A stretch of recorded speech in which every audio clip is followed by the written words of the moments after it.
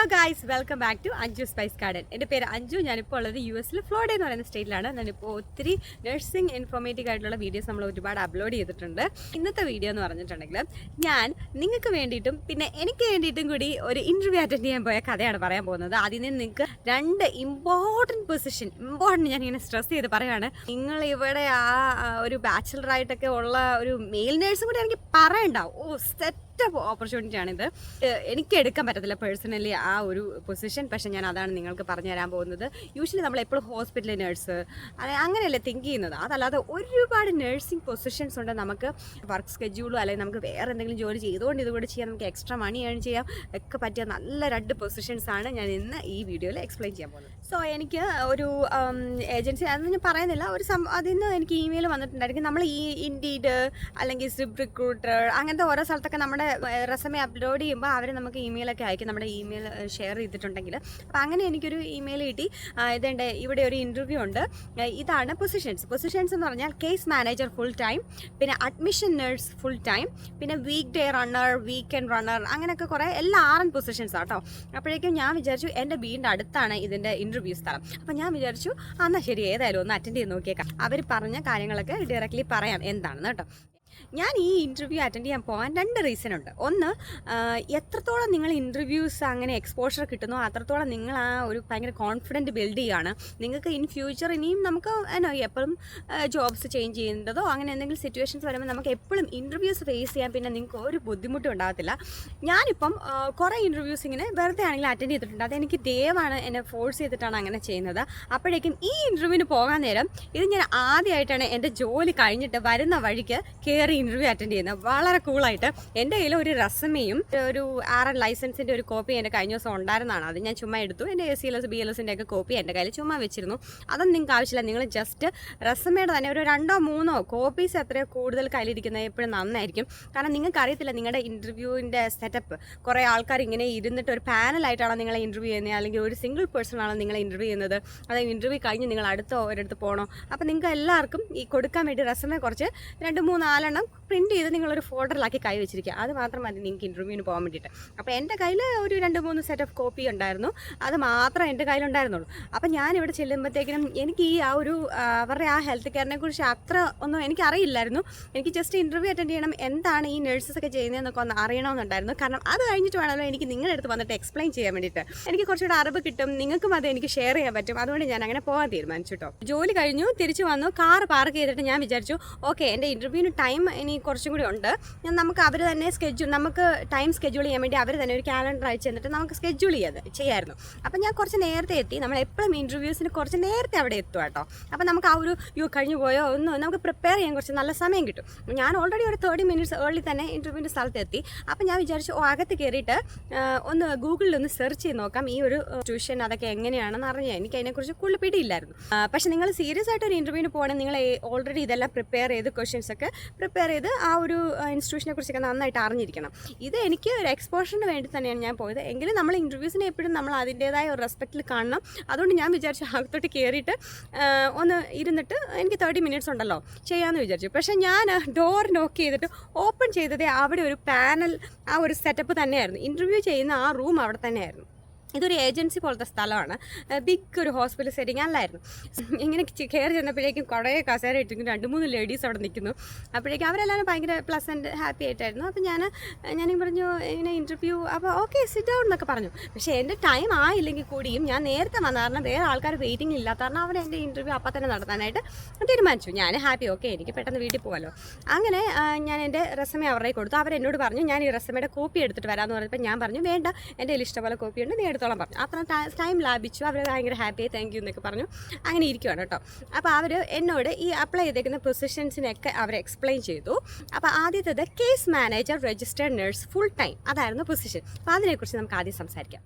ഞാൻ ഈ interview attend ചെയ്യാൻ പോകുമ്പോൾ എൻ്റെ മനസ്സിൽ കേസ് മാനേജർ ചിലപ്പോൾ റിമോട്ട് വർക്കും ഉണ്ട്. അപ്പോൾ അതാവാൻ ചാൻസ് ഉണ്ട്. അപ്പോൾ എനിക്ക് എപ്പോഴും ഒരു റിമോട്ട് ജോലി കിട്ടിയാൽ കൊള്ളാമെന്നുണ്ട്. അപ്പം അതിന് വേണ്ടിയിട്ട് അതൊരു ചിലപ്പോൾ റിമോട്ട് ആണെങ്കിലും, പക്ഷേ അവർ ആ റിമോട്ടൊന്നും കൊടുത്തിട്ടില്ല. യൂഷ്വലി അങ്ങനെയാണെങ്കിൽ റിമോട്ട് കേസ് മാനേജറിന് കൊടുക്കേണ്ടതാണ്. അപ്പോൾ അല്ലെന്നും എനിക്ക് ഒരു ഇതുണ്ടായിരുന്നു. എന്നാലും ആണെങ്കിലോ അല്ലെങ്കിൽ ഹാഫ് ഓഫീസ് ഹാഫ് വീടാണെങ്കിലോ അങ്ങനെയാണെങ്കിലും നല്ലതാണല്ലോ. അപ്പോൾ വേറൊരു വെറൈറ്റി ട്രൈ ചെയ്യാമെന്ന് വിചാരിച്ചാണ് ഞാൻ പോയത്. അപ്പോൾ എന്നോട് ചെന്നപ്പോൾ തന്നെ അവർ കേസ് മാനേജർ എക്സ്പ്ലെയിൻ ചെയ്തു എന്താണ് കേസ് മാനേജേഴ്സ് ചെയ്യുന്നത്? സോ അവർക്ക് ഒരു 10 to 15 കേസസ് കൊടുക്കും. അതായത് പേഷ്യൻസിൻ്റെ ഓരോ പേഷ്യൻസ് തന്നെ വെച്ചോ, അവർക്ക് ഒരു ലിസ്റ്റ് ഓഫ് പേഷ്യൻസ് ഉണ്ട്. സോ അതൊരു നമ്മളിവിടെ കൗണ്ടീസ് എന്നൊക്കെ പറയും, അതായത് നാട്ടിൽ ഡിസ്ട്രിക്റ്റ് അല്ലെങ്കിൽ പഞ്ചായത്ത് എന്നൊക്കെ പറയില്ലേ, ആ ഒരു ഏരിയ ഈ പഞ്ചായത്തിനുള്ളിൽ. അപ്പോൾ ഇവിടെ നമ്മൾ കൗണ്ടിയാണ് പറയുന്നത്. അപ്പോൾ ഈ കൗണ്ടിക്കുള്ളിൽ ആണ് നമ്മുടെ ഈ 15 പേഷ്യൻസും ഉള്ളത്. അപ്പം നമുക്ക് ആദ്യം അവർ ചോദിക്കുന്നത് നിങ്ങൾക്ക് ഡ്രൈവിംഗ് ലൈസൻസ് ഉണ്ടോ, ബിക്കോസ് ഡ്രൈവ് ചെയ്തിട്ട് പോകണം. അതാണ് ഫസ്റ്റ് തിങ്.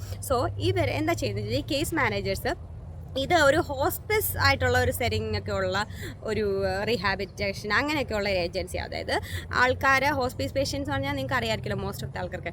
അതായത് അവരെ ഇനി പ്രത്യേകിച്ചൊന്നും ചെയ്യാനില്ല, അവരുടെ ഒരു എൻഡ് ഓഫ് ലൈഫായി, അപ്പോഴേക്കും അവരുടെ ആ ഒരു ഇൽനെസ്സിന് കുറച്ച് കംഫർട്ടൊക്കെ കൊടുക്കുക, അവരുടെ ലാസ്റ്റ് ആ ഉള്ള മെഡിക്കേഷൻസ് ഒക്കെ കൊടുക്കുക, അവരുടെ കുറച്ച് അങ്ങനെ കംഫർട്ട് കൊടുക്കുന്ന ഒരു കെയർ ആണ് ഹോസ്പിസ് സെറ്റിംഗ്. അത് അമേരിക്കയിൽ ഭയങ്കര കൂടുതലാണ്. ഇവിടെ എപ്പോഴും നഴ്സിംഗ് ഹോമിലും ഹോസ്പിസ് കെയർ, റീഹാബ് അങ്ങനെയൊക്കെ ഒത്തിരി പൊസിഷൻസ് ഉണ്ട്. ബിക്കോസ് അതൊരു ബിഗ് തിങ് ആണ്. ഇവിടെ ഒത്തിരി പ്രായമായ ആൾക്കാരെല്ലാം ഇവിടെ അങ്ങനെ ടേക്ക് കെയർ ചെയ്യുന്നതാണ്. ഓക്കെ, അപ്പം ഈ കേസ് മാനേജർ എന്നാ ചെയ്യുന്നതെന്ന് ചോദിച്ചാൽ, ഈ 15 പേഷ്യൻസ് ഉണ്ടല്ലോ, അവരുടെ വീടുകളിൽ പോകണം. ചില പേഷ്യൻസ് ഹോസ്പിസ് സെൻറ്റേഴ്സിലായിരിക്കും, ചിലത് നഴ്സിംഗ് ഹോമിലായിരിക്കും. അപ്പോൾ ഈ കേസ് മാനേജർ അവർക്ക് തന്നേക്കുന്ന ആ 15 പേഷ്യൻസ് ഒരാഴ്ച കൊണ്ട് അവർക്ക് ചെയ്തെടുത്താൽ മതി. അതെങ്ങനെയാണ് ചെയ്യുന്നതെന്ന് ചോദിച്ചാൽ, അവർ ഓരോ പേഷ്യൻസിനെ നേരത്തെ വിളിച്ചിട്ട് ഇപ്പോൾ വരാൻ പറ്റുമോ, എപ്പോഴാണ് അവർക്ക് അവൈലബിൾ എന്ന് ചോദിച്ചിട്ട് അവരൊരു ടൈം കൊടുക്കും. അതായത് പേഷ്യൻസ് നമുക്കൊരു ടൈം തരും. അപ്പോൾ എന്നോട് പറയുകയാണ്, ഇപ്പോൾ ഞാൻ കേസ് മാനേജർ ആണെങ്കിൽ ഞാൻ വിളിച്ചിട്ട് ചോദിക്കുമ്പോൾ അവരെന്നോട് പറയും, ഓക്കെ നീ 10 മണിക്ക് എൻ്റെ വീട്ടിലേക്ക് വാ, അല്ലെങ്കിൽ 10 മണിക്ക് എൻ്റെ നഴ്സിംഗ് ഹോമിൽ വാ. ഓക്കെ, അങ്ങനെ പറയുമ്പോൾ ഞാൻ എന്ത് ചെയ്തു, വണ്ടി എടുത്തിട്ട് 10 മണിക്ക് അവിടെ ചെല്ലും. ഇവരുടെ അടുത്ത് അവരോട് കുറേ കാര്യങ്ങളൊക്കെ ചോദിക്കും, മെഡിക്കേഷനെ കുറിച്ച് ചോദിക്കും, അവരുടെ ആ ഒരു ഹെൽത്ത് റിലേറ്റഡ്, അവരുടെ ഇൽനെസ് റിലേറ്റഡ് കാര്യങ്ങളൊക്കെ ചോദിക്കും. പിന്നെ അവരെല്ലാം അപ് ടു ഡേറ്റ് ആയിട്ട് കീപ്പ് ചെയ്യുന്നുണ്ടോ, മെഡിസിൻ കഴിക്കുന്നുണ്ടോ, എവിടെയെങ്കിലും പെയിൻ ഉണ്ടോ, എങ്ങനെയാണ്, അങ്ങനത്തെ കാര്യങ്ങളൊക്കെ ചോദിക്കും. അല്ലെങ്കിൽ ന്യൂ ആയിട്ട് പ്രിസ്ക്രൈബ് ചെയ്തോടെ മെഡിക്കേഷനൊക്കെ വർക്ക് ചെയ്യുന്നുണ്ടോ, അങ്ങനത്തെ കാര്യങ്ങളൊക്കെ ചോദിക്കും. അപ്പോൾ പേഷ്യൻ്റ് നമ്മളോട് അവർക്കുള്ള ഡൗട്ട്സ് ഒക്കെ ചോദിക്കും. അങ്ങനെ പ്രത്യേകിച്ചായിട്ട് അവിടെ ഒന്നും ചെയ്യണ്ടെന്ന് പറഞ്ഞു. നമുക്ക് ടോക്കിംഗ് ആണ് മെയിനായിട്ട്. അല്ലെങ്കിൽ ചിലപ്പോഴെങ്ങാനും വല്ലപ്പോഴും IV ഇടും, അങ്ങനെയൊന്നും വേണ്ട. പലപ്പോഴും ഇങ്ങനെ അവർക്ക് എന്തെങ്കിലും പ്രശ്നം ഉണ്ടെങ്കിൽ നമുക്ക് ആ ഒരു ഏജൻസിക്ക്, ആ ഒരു ഹെൽത്ത് സെൻറ്ററിന് തന്നെ ഡോക്ടേഴ്സ് ഉണ്ട്, അവർക്ക് എല്ലാ ആൾക്കാരും ഉണ്ട്. സോ നമുക്ക് ഡോക്ടറിനുമായിട്ട് പേഷ്യൻറ്റിൻ്റെ കാര്യങ്ങൾ ഡിസ്കസ് ചെയ്യണമെങ്കിൽ അപ്പം തന്നെ വിളിച്ചാൽ മതി. ഡോക്ടർ ഫോൺ എടുക്കും, അവരെ ഫേസ് ടൈം ചെയ്യാം, വീഡിയോ കോൾ ചെയ്ത് എല്ലാം ചെയ്യാം. അതുപോലെ തന്നെ അപ്പം തന്നെ എന്തെങ്കിലും മെഡിക്കേഷൻ ചേഞ്ച് ഉണ്ടെങ്കിൽ നമ്മളത് ചെയ്യാം. അങ്ങനെ ഇപ്പോൾ മെഡിക്കേഷൻ വരുവാണെങ്കിൽ ചിലപ്പോൾ വേറെ ആരും ആ വീട്ടിലില്ലെങ്കിൽ നമ്മൾ അത് എടുത്തൊന്ന് റെഡിയാക്കി കൊടുക്കുക. അത്രയൊക്കെ പണികളെ ഈ കേസ് മാനേജർ എന്ന് പറയുന്ന ആൾക്കുള്ളൂ. സോ അതൊരു കുറച്ച് നേരം കാണത്തുള്ളൂ. ഒരാൾ ചിലപ്പോൾ തന്നെ ലിവ് ചെയ്യുമായിരിക്കും, ചിലപ്പോൾ കുറേ ഫാമിലി മെമ്പേഴ്സ് ഉള്ള വീട്ടിലായിരിക്കും. വീട് തന്നെ ആവണമെന്നില്ല, ഇങ്ങനത്തെ നഴ്സിംഗ് ഹോമിലൊക്കെ പോവാം.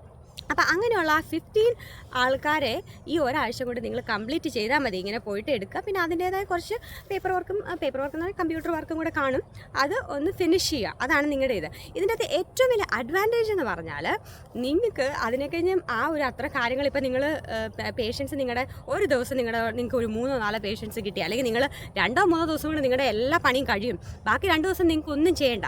അല്ലെങ്കിലും വേറൊരു ദിവസം നിങ്ങളോടൊരു പേഷ്യൻറ്റ് പറയുകയാണ്, എനിക്ക് 2 മണിക്ക് മാത്രമേ ഇന്ന് നിങ്ങളെ കാണാൻ ഒക്കത്തുള്ളൂ, നിങ്ങളുടെ ലിസ്റ്റിലുള്ള ബാക്കി പേഷ്യൻസ് ഒന്നും അന്ന് അവൈലബിൾ അല്ല, നിങ്ങൾ ഫ്രീ ആണ്, നിങ്ങൾക്ക് പൈസ കിട്ടും. പക്ഷേ നിങ്ങൾ ആ പേഷ്യൻറ്റിനെ കാണുന്ന സമയത്ത് മാത്രമല്ല നിങ്ങൾക്ക് പൈസ കിട്ടുന്നത്. കാരണം ഇവിടെ എല്ലാം അവർലി റേറ്റ് ആണല്ലോ എല്ലാ പരിപാടി. പക്ഷേ ഈ ഒരു കേസ് മാനേജർ പ്രോഗ്രാമിൽ നിങ്ങൾക്ക് നിങ്ങളുടെ ഫുൾ അവേഴ്സ് എത്ര 40 അവേഴ്സാണ് ഒരു വീക്കിൽ നിങ്ങൾക്ക് പറഞ്ഞിരിക്കുന്ന ഫുൾ ടൈം എംപ്ലോയ്മെൻ്റ് എങ്കിൽ ആ ഫുൾ ടൈമിൻ്റെ പൈസ നിങ്ങൾക്ക് കിട്ടും. നിങ്ങളുടെ തിങ്ങെന്ന് പറഞ്ഞാൽ ഈ തരുന്ന 15 കേസിലോട് ഫിനിഷ് ചെയ്യുക, ഒരാഴ്ചയും കൊണ്ട് ഫിനിഷ് ചെയ്യുക.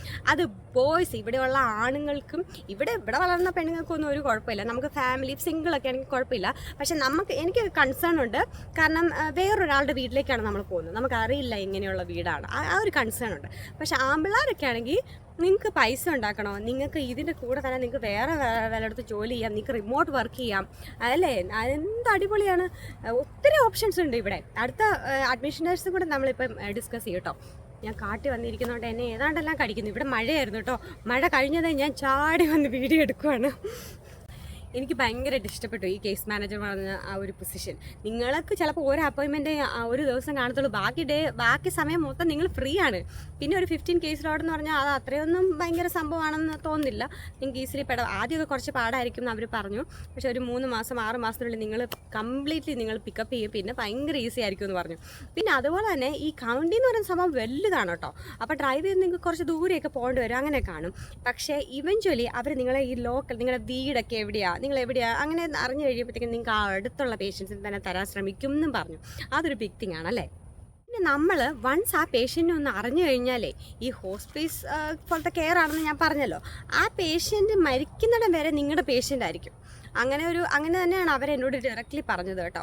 ആ പേഷ്യൻറ്റിന് എത്ര കാലം ആയുസ്സുണ്ടോ അത്രയും കാലം നിങ്ങൾ ആ പേഷ്യൻറ്റിന് ഇതായിരിക്കും. അപ്പം നിങ്ങൾ ആ പേഷ്യൻറ്റിനെ ഓൾറെഡി അറിയാമെങ്കിൽ നിങ്ങൾക്ക് വളരെ ഈസി ആയിരിക്കും. കുറച്ച് കഴിയുമ്പോഴത്തേക്കിനും നിങ്ങൾ ചെല്ലുന്നു, എന്നോട് വിശേഷം, നമ്മൾ നാട്ടിൽ ഓൾറെഡി അറിയാവുന്ന ഒരു അപ്പച്ചനെ കാണുമ്പോൾ എങ്ങനെയായിരിക്കും അതുപോലെ എന്നോട് വിശേഷം, മരുന്നൊക്കെ എടുക്കുന്നുണ്ട്, ഷുഗറിനെ പറ്റി അത്രയും ഒരു ക്വസ്റ്റ്യൻ നമുക്ക് ഭയങ്കര ഫാമിലി മെമ്പറിനോട് സംസാരിക്കുന്ന പോലെ സംസാരിച്ച് നമ്മുടെ ലൈഫ് വർക്ക് ഈസിയാവും. അപ്പം നിങ്ങൾക്ക് ആ ഒരു പയൽ ഓഫ് പേഷ്യൻസിനെ കിട്ടുന്ന ആ പേഷ്യൻസ് തന്നെ ആയിരിക്കും നിങ്ങൾക്ക് പിന്നെയാണെങ്കിലും കിട്ടുന്നത്. അതുപോലെ തന്നെ എന്തെങ്കിലും പ്രശ്നം ഉണ്ടെങ്കിൽ അതിപ്പോൾ എല്ലായിടത്തും നല്ല വെൽക്കം ഒന്നും ആയിരിക്കത്തില്ലല്ലോ. അപ്പോൾ അങ്ങനെ എന്തെങ്കിലും പ്രശ്നം ഉണ്ടെങ്കിൽ അവരോട് പറഞ്ഞാൽ മതി എന്ന് പറഞ്ഞു. അവർ ഡീൽ ചെയ്യും. അതുപോലെ തന്നെ പേഷ്യൻസിന് വേണമെങ്കിൽ ചേഞ്ച് ചെയ്ത് തരും എന്നും പറഞ്ഞു. ഓക്കെ, അടുത്ത ഒരു പൊസിഷൻ ഉണ്ടായിരുന്നത് അഡ്മിഷൻ നേഴ്സാണ് കേട്ടോ. അപ്പം എൻ്റെ മനസ്സിലിങ്ങനെ പെട്ടെന്ന് ആളിന് വരുമ്പോഴത്തേക്കിങ്ങനെ അഡ്മിഷൻ എടുക്കാം, അങ്ങനല്ല. അപ്പം ഇതെങ്ങനെയാണെന്ന് ചോദിച്ചാൽ അവർ തന്നെ ഹോസ്പീസിൻ്റെയൊക്കെ സെൻറ്റേഴ്സ് ഉണ്ട്. അപ്പോൾ ഇവർ ആ ചില ഹോസ്പിറ്റൽ അല്ലെങ്കിൽ ഫിസിഷ്യൻസുമായിട്ട് കണക്റ്റഡ് ആണ് ഈ ഹെൽത്ത് കെയർ. സോ ആ ഫിസിഷ്യനാണ് ഒരു പേഷ്യൻറ്റിനെ, നമുക്കറിയാമല്ലോ ഒരു പേഷ്യൻറ്റിനെ ഇനി നമുക്ക് കൂടുതലൊന്നും ചെയ്യാനില്ല, നിങ്ങൾ നാട്ടിലാണ്, നിങ്ങൾ വീട്ടിലോട്ട് കൊണ്ടുപോക്കോ എന്ന് പറയുന്നതിന് പകരം ഇവിടെ നഴ്സിംഗ് സെൻറ്റേഴ്സും നഴ്സിംഗ് ഹോമും ഹോസ്പീസ് സെൻറ്റേഴ്സൊക്കെ ഉണ്ട്. അപ്പോൾ അങ്ങനത്തേലേക്ക് റെക്കമെൻഡ് ചെയ്യുവാണ്. അപ്പം നമ്മൾ എന്ത് ചെയ്യും, അതായത് ഇപ്പം ഞാൻ എൻ്റെ ഒരു ഏജൻസിയുടെ പാർട്ടാണെങ്കിൽ ആ ഏജൻസിയായിട്ട് ഫിസിഷ്യൻസിൽ അല്ലെങ്കിൽ ഹോസ്പിറ്റലിന് കണക്ട് ഉണ്ടെങ്കിൽ അവർ വിളിച്ചിട്ട് പറയും, ഇവിടെ ഒരു പേഷ്യൻ്റ് ഉണ്ട്, അവർക്ക് ഇങ്ങനെ ഹോസ്പിറ്റലിനെ കുറിച്ചും ഇതിനെക്കുറിച്ചൊക്കെ അറിയാൻ താല്പര്യമുണ്ടെന്ന് പറഞ്ഞാൽ ആരെ വിടും, അഡ്മിഷൻ നേഴ്സായ എന്നെ വിട്ടിട്ട് ഞാൻ അവിടെ ചെന്നിട്ട് ഞാനാണ് അവരുടെ first phase out of the ഹോസ്പിറ്റലിലേക്ക് പോരാനുള്ള അവരുടെ തീരുമാനത്തിൻ്റെ ഫസ്റ്റ് ഫേസ് ഞാനാണ് അവർക്കെല്ലാം എക്സ്പ്ലെയിൻ ചെയ്ത് കൊടുക്കുന്നത്. ഓക്കെ, നിങ്ങൾ ഈ ഹോസ്പിറ്റലിൽ പോയാൽ ഇങ്ങനെയാണ് ചെയ്യുന്നത്, ഇങ്ങനത്തെ കാര്യങ്ങളാണ് അവിടെ നിൽക്കുന്നത്. അതുപോലെ തന്നെ അങ്ങനത്തെ ഡിസിഷൻ എടുക്കുമ്പോൾ കുറേ ഫാമിലി മെമ്പേഴ്സൊക്കെ കാണുമല്ലോ, അപ്പോൾ അവർക്കും ഡൗട്ട്സ് കാണും, അതെല്ലാം നിങ്ങൾ ക്ലിയർ ചെയ്ത് കൊടുക്കണം. അതാണ് നിങ്ങളുടെ ജോലി. അങ്ങനെ നിങ്ങൾ എല്ലാം പറഞ്ഞു കൊടുത്ത് കൺവിൻസ് ചെയ്ത് ആ പേഷ്യൻറ്റിനെ ഹോസ്പിറ്റലിലേക്ക് ആക്കുമ്പോൾ അതിൻ്റെ അഡ്മിഷൻ ചെയ്യുന്നതിനാണ് ഈ ഒരു ലേബൽ അഡ്മിഷൻ നേഴ്സ്. ഇതെല്ലാം രജിസ്റ്റേർഡ് നേഴ്സാണ് കേട്ടോ, എല്ലാം ഡിഫറെൻറ്റ് പേര് ലേബലാണെന്നേ ഉള്ളൂ. സോ അതാണ് അഡ്മിഷൻ. ആ ഒരു അഡ്മിഷൻ 1-2 മണിക്കൂറിനുള്ളിൽ കഴിഞ്ഞ് കഴിഞ്ഞാൽ അവരപ്പം തന്നെ റെഡി ആണെങ്കിൽ നമ്മൾ ഈ ഏജൻസിയായിട്ട് കോൺടാക്ട് ചെയ്യുമ്പോൾ അവർ വണ്ടി കൊണ്ട് ആംബുലൻസോ എന്താണെന്ന് വെച്ചാൽ വണ്ടി കൊണ്ട് വേറെ ആൾക്കാർ വരും, പിന്നെ ഹോൾ ടീമൊക്കെ വന്ന് നമ്മളെ ഹെൽപ്പ് ചെയ്യും. നമ്മൾ ആ ഫസ്റ്റ് ഫേസിൽ ഞാൻ അവരെ പറഞ്ഞ് കൺവിൻസ് ചെയ്യുന്നു, അവർക്കുള്ള ഡൗട്ട്സ് എല്ലാം ക്ലിയർ ചെയ്യും. അതാണ് എൻ്റെ ജോലി. എന്നിട്ട് അഡ്മിഷനൊക്കെ ശരി, അതോടുകൂടി കഴിഞ്ഞു. അപ്പോഴേക്കും ഇത് എങ്ങനെയാണെന്ന് ചോദിച്ചാൽ ഇതൊരു ഫുൾ ടൈം നേഴ്സ് പൊസിഷനാണ്. അതായത് ആഴ്ചയിൽ 5 ദിവസം നിങ്ങൾ ഇതായിരിക്കണം. പക്ഷെ നിങ്ങൾക്ക് അഡ്മിഷൻസ് വല്ലപ്പോഴും ആയിരിക്കും ചിലപ്പോൾ വരുന്നത്. ചിലപ്പോൾ ഒരു ദിവസം 2-3 അഡ്മിഷൻ കാണും, ചില ദിവസം അഡ്മിഷനേ നിങ്ങൾക്ക് കാണത്തില്ല. ആ സമയത്തെല്ലാം നിങ്ങൾ വീട്ടിലായിരിക്കും, പക്ഷേ ഫുൾ പെയ്ഡ് ആയിരിക്കും.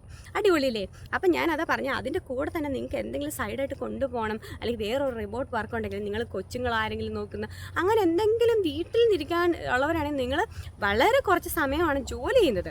ജസ്റ്റ് അവർക്ക് അറിയാനുള്ളത് നിങ്ങൾക്ക് ഡ്രൈവ് ചെയ്യാൻ പറ്റണം, ഈ ഒരു കൗണ്ടിക്കകത്ത് നിങ്ങൾ ഡ്രൈവ് ചെയ്യാൻ പറ്റണം. അതാണ് നിങ്ങൾക്ക് വേണ്ട മെയിൻ ആയിട്ടുള്ള സംഭവം. അതുണ്ടെങ്കിൽ നിങ്ങൾക്ക് എല്ലാം നിങ്ങൾ ഓക്കെയാണ്. അപ്പോൾ നിങ്ങൾക്ക് ആകെ വേണ്ടത് ഡ്രൈവിംഗ് ലൈസൻസ് എന്താണെങ്കിലും ഉണ്ടായിരിക്കണം, അത് മാൻഡേറ്ററിയാണ്. എന്നാലും നിങ്ങൾക്ക് ഡ്രൈവ് ചെയ്ത് അങ്ങോട്ട് പോകത്തുള്ളൂ. അത് മാത്രമാണ് അവർ പറയണത് കേട്ടോ. അതൊരു ഇൻട്രസ്റ്റിംഗ് പൊസിഷനായിട്ടാണ് എനിക്ക് തോന്നിയത്. നിങ്ങൾ സിംഗിളും പൈസ ഉണ്ടാക്കാനും അല്ലെങ്കിൽ മെയിൽ നഴ്സസൊക്കെ ആണെങ്കിൽ ഒന്നും പേടിക്കാനില്ല. ഇവിടെയുള്ള ആണുങ്ങളൊന്നും ഒരു പേടിക്കാനില്ല. നമ്മുടെ നാട്ടിൽ നിന്നൊക്കെ ഫസ്റ്റ് ടൈം വരുന്ന ഗേൾസൊക്കെ ആകുമ്പോൾ നമുക്കൊരു ഭയങ്കര ഇത് കാണും. പക്ഷേ നിങ്ങൾ ഡ്രൈവിംഗ് അറിയാമോ, നിങ്ങൾക്ക് വേറെ ഇതല്ല, നിങ്ങൾക്ക് പൈസ ഉണ്ടാക്കണോ, ഇങ്ങനത്തെ ഒരുപാട് പൊസിഷൻസ് ഇവിടെ അവൈലബിൾ ആണ്. ഇനിയുള്ള പൊസിഷൻ വീക്ക് ഡേ റണ്ണറായിരുന്നു. അതെന്ത് പൊസിഷനാണ് അവർ എനിക്ക് എക്സ്പ്ലെയിൻ ചെയ്തു തന്നു. അതെന്താണെന്ന് ചോദിച്ചാൽ നിങ്ങൾ 5 PM to next day 8 AM വരെ ഓൺ കോൾ ആയിരിക്കും. അപ്പോൾ ഇങ്ങനെ ഈ ഹോസ്പിറ്റൽ സെൻറ്റേഴ്സിലും ഈ നഴ്സിംഗ് ഹോമിലും ഒക്കെ ഉള്ള ആൾക്കിപ്പം പെട്ടെന്ന് വയ്യാതെയോ അല്ലെങ്കിൽ അവർക്ക് എന്തെങ്കിലും ഡിസ്കംഫോർട്ട് അങ്ങനെയൊക്കെ വന്നു കഴിഞ്ഞാൽ അവർക്ക് പല ഓപ്ഷൻസ് ഉണ്ട്. ആ പേഷ്യൻ്റ് എന്താണ് വേണ്ടത്, അല്ലെങ്കിൽ ചിലപ്പോൾ ചാപ്ലിനെ ആയിരിക്കും വിളിക്കുന്നത്, വന്ന് പ്രാർത്ഥിക്കാനും ഒക്കെ, അച്ഛനൊക്കെ വന്ന് പ്രാർത്ഥിക്കുന്ന പോലെ വന്ന് പ്രാർത്ഥിക്കാം. അല്ലെങ്കിൽ സോഷ്യൽ വർക്കർ ആയിരിക്കും ചിലപ്പോൾ വേണ്ടി, അങ്ങനത്തെ സിറ്റുവേഷൻ ആയിരിക്കും. ചിലപ്പോൾ രജിസ്റ്റേർഡ് നഴ്സ് വന്നിട്ട് എന്തെങ്കിലും ചെയ്യാനുള്ള ചില കാര്യങ്ങളാണ്. ചിലപ്പോൾ ഒരു ഫോളി മാറ്റാനോ IV മാറ്റാനോ അങ്ങനത്തെ എന്തെങ്കിലും, അല്ലെങ്കിൽ ഒരു എന്തെങ്കിലും ചെറിയ കാര്യങ്ങളായിരിക്കും. പക്ഷേ അതിന് നഴ്സ് വേണമെന്നുണ്ടെങ്കിൽ മാത്രം അവർ വിളിക്കും. അപ്പം നമ്മൾ ചെല്ലുക, പോരുക. ഇപ്പം ഞാനൊക്കെ OR ഓൺ കോൾ ചെയ്യുന്ന പോലെ പോയാൽ പിന്നെ വരികയില്ല എന്നുള്ള സിറ്റുവേഷൻ അല്ല. ഇതൊക്കെ ജസ്റ്റ് പോവുക. ഇതൊന്നും വലിയ ക്രിട്ടിക്കലായിട്ട് കിടക്കുന്ന പേഷ്യൻ്റ് അല്ല, ഇങ്ങനെ അവർക്കറിയാം എൻഡ് ഓഫ് ദ ലൈഫാണെന്ന്. അതിന് വേണ്ടിയുള്ള കംഫർട്ട് മെഷേഴ്സൊക്കെ കൊടുക്കാൻ വേണ്ടിയുള്ള പേഷ്യൻസ് ആണ്. സോ അതിനുവേണ്ടി നമ്മൾ ചെല്ലുന്നു, എന്തെങ്കിലും ചെയ്യുന്നു, തിരിച്ചു വരുന്നു, അത്രേ ഉള്ളൂ ചെയ്യാൻ. അത് കഴിഞ്ഞാൽ ഇത് ഈ പറഞ്ഞ പോലെ തന്നെ 5 PM മുതൽ 8 AM വരെ നിങ്ങൾക്ക് ഒരു കോൾ പോലും വന്നില്ലെങ്കിൽ നിങ്ങൾ ഫുൾ പെയ്ഡാണ്. അതാണ് നിങ്ങളുടെ ഫുൾ ടൈം ആയിട്ടുള്ള പൊസിഷൻ. അടിപൊളിയല്ലേ? അപ്പോൾ എനിക്ക് ഇതൊക്കെ അറിയാൻ നിങ്ങൾക്ക് കൂടെ വേണ്ടിയിട്ടാണ് ഞാൻ ഈ ഇൻ്റർവ്യൂ അറ്റൻഡ് ചെയ്യാൻ പോയത്. എനിക്കിതിനെപ്പറ്റി ഡീറ്റെയിൽസ് അറിയാൻ വേണ്ടി ഞാൻ കുറേ ക്വസ്റ്റ്യനൊക്കെ ചോദിച്ചു. അങ്ങനെയാണ് ഡീറ്റെയിൽസ് ഒക്കെ കിട്ടിയത്. അതുപോലെ തന്നെ ഇൻ്റർവ്യൂ അറ്റൻഡ് ചെയ്യുന്ന എപ്പോഴും ഒരു ഡിഫറെൻറ്റ് ഫീലിംഗ് ആണല്ലോ. കാരണം അവർ ക്വസ്റ്റ്യൻ ചോദിക്കുമ്പോൾ പെട്ടെന്ന് നമ്മൾ ആൻസർ ഒരു ഇൻ്റർവ്യൂവിൻ്റെ ഫീൽ കിട്ടും. അപ്പോൾ അവരെന്നോട് ക്വസ്റ്റ്യൻ ആയിട്ട് ചോദിച്ചിട്ട് എന്തുകൊണ്ടാണ് ഇതിന് അപ്ലൈ ചെയ്തത്. അപ്പോൾ ഞാൻ പറഞ്ഞു ഞാൻ OR സെറ്റിംഗ് ആണല്ലോ, അപ്പോൾ ഒന്ന് ഡിഫറെൻ്റ് ആയിട്ട് ഒരു ഇത് ട്രൈ ചെയ്യാമെന്ന് വിചാരിച്ചു. കാരണം ഞാൻ ഇത്ര years of experience OR setting ആണ്, അപ്പോൾ എന്തെങ്കിലും ഡിഫറെൻറ്റ് ട്രൈ ചെയ്യാമെന്ന് വിചാരിച്ചെന്ന് പറഞ്ഞു. അപ്പോൾ അത് കൺവിൻസിങ് ആയിരുന്നു.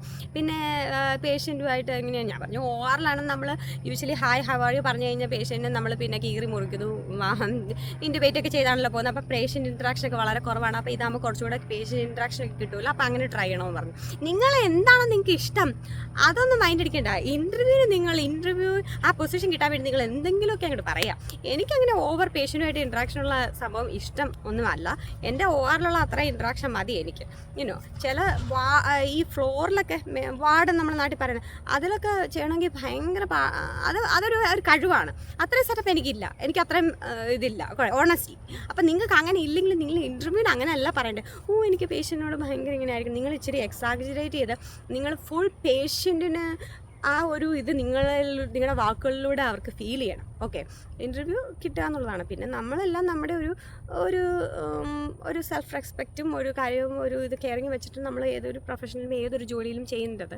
അപ്പോൾ അത് നമ്മളതനുസരിച്ച് ചെയ്യുക. ഇൻ്റർവ്യൂവിന് നമ്മളെപ്പോഴും ഇൻ്റർവ്യൂ ചെയ്യുന്ന ആളെ നമ്മൾ ഇമ്പ്രസ് ചെയ്യിക്കുക, ആ ഒരു ഇത് എപ്പോഴും വെക്കുക. അപ്പോൾ അവരെന്നോട് കുറേ ക്വസ്റ്റനൊക്കെ ചോദിച്ചാൽ ഞാൻ ഏതാണ്ടൊക്കെ കുറേയൊക്കെ പറഞ്ഞു. പക്ഷേ അടിപൊളിയായിരുന്നു, അവർ നല്ലതായിരുന്നു. അപ്പോൾ ആ ഒരു ആദ്യത്തെ ഒരു സെറ്റ് ഓഫ് ഇൻ്റർവ്യൂ കഴിഞ്ഞപ്പോഴേക്കും അവരെന്നോട് പറഞ്ഞു സാലറി എന്താണെന്ന് നിൻ്റെ എക്സ്പെക്റ്റേഷൻ പറയാൻ പറഞ്ഞു. കാരണം അത് വളരെ നല്ലതായിരുന്നു. ഓപ്പൺ ആയിട്ടാണ് സാലറി എത്രയാണ് പെർ അവർ വേണമെങ്കിൽ പറയാം, ആനുവലി വേണമെങ്കിൽ പറയാമെന്ന് പറഞ്ഞു. ഞാൻ എൻ്റെ ഒരു ഇത് പറഞ്ഞു. അവരപ്പോൾ തന്നെ അത് എഴുതി വെച്ചു. അത് കഴിഞ്ഞിട്ട് എനിക്കുള്ള ഡൗട്ട്സ് അവർ എന്നെ ജനറൽ മാനേജറിൻ്റെ അടുത്തേക്ക് വിട്ടു. പിന്നെ അവിടെ ഒരു 2-3 ലേഡീസ് കൂടിയിട്ട് അവർ എന്നെ കുറച്ചും കൂടെ ഒക്കെ ക്വസ്റ്റ്യൻസ് ഒക്കെ ചോദിച്ചു. വളരെ കൂളായിരുന്നു. അങ്ങനെ ഞാൻ എന്ത് പറഞ്ഞെന്ന് ചോദിച്ചാൽ ലാസ്റ്റ് ഞാൻ പറഞ്ഞു എനിക്ക് എൻ്റെ ഫാമിലി എൻ്റെ ഹസ്ബൻഡ് അടുത്തൊന്ന് ഡിസ്കസ് ചെയ്യണം, എന്നിട്ട് ഞാൻ അറിയിക്കാമെന്നൊക്കെ പറഞ്ഞ് ടാറ്റ ബൈ ബൈ ഒക്കെ പറഞ്ഞിട്ട് പോകുന്നു. എൻ്റെ ഒരു മെയിൻ ഇത് എനിക്ക് ഈ ഇൻഫർമേഷനൊക്കെ കിട്ടണമായിരുന്നു.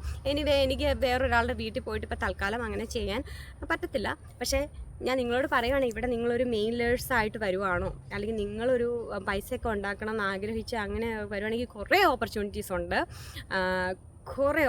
ഇത് ഞാൻ വെറും 2-3 പൊസിഷനെ പറഞ്ഞ് ഇനി ഇതുപോലെ ഇഷ്ടം പോലെ ഓപ്പർച്യൂണിറ്റീസ് ഉണ്ട്.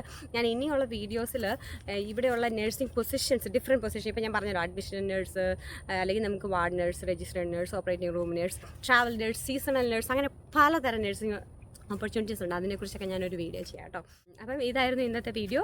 നിങ്ങൾക്ക് എൻ്റെ അടുത്തുള്ള എല്ലാ നഴ്സിംഗ് ഇൻഫർമേഷനും നിങ്ങൾക്ക് തരാമെന്ന ഉദ്ദേശമാണ് എനിക്കുള്ളത്.